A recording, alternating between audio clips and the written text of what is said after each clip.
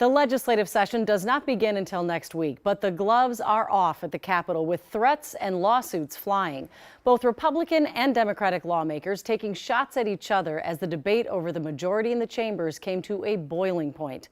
Jennifer Hoff has a look at what happened and where things stand tonight.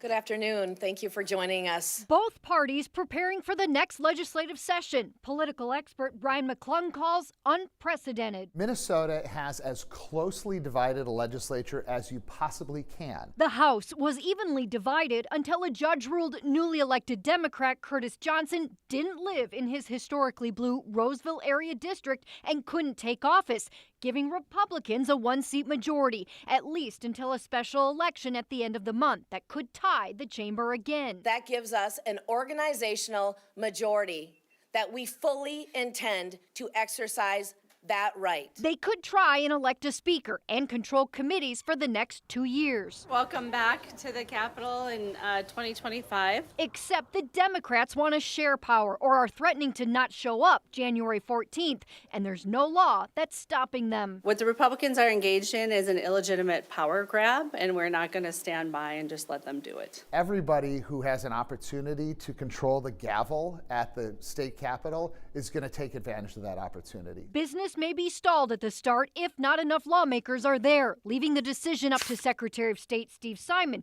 to determine if Republicans can move forward. If lawmakers don't want to show up, they don't have to show up. But I think the pressure that they'll get from their constituents to say, we just voted for you in November. We expect you to be at the Capitol doing your job. Even if you don't like the way things turned out, you need to be there.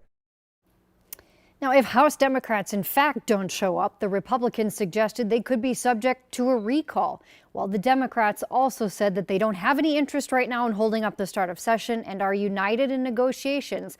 But Julie, remember, there are just 8 days to go. All right, interesting already. Thank you, Jennifer. Well, today the Minnesota Republican Party announced a lawsuit challenging the timing of that January 28th special election for the District 40B seat in Roseville.